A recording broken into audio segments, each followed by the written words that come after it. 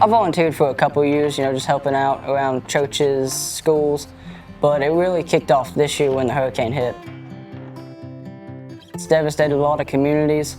It's tore down buildings, power lines. There's some people still without power out in Woodfin, but that's what volunteering's here for. You help out your community, people you know and love and trust. My CT classes have really helped me to help my community with this stuff, like putting roofing down or even tearing down walls, doing electrical work for people.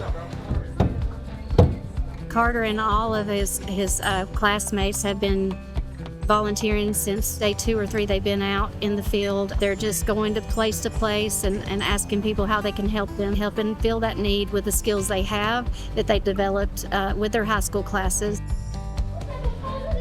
CT, it's a good work field to have.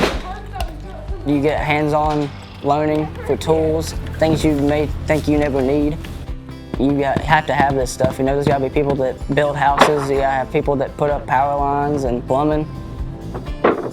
Yeah, it feels good to be able to get in here and help them with the tools that I know how to do that some people don't know how to do.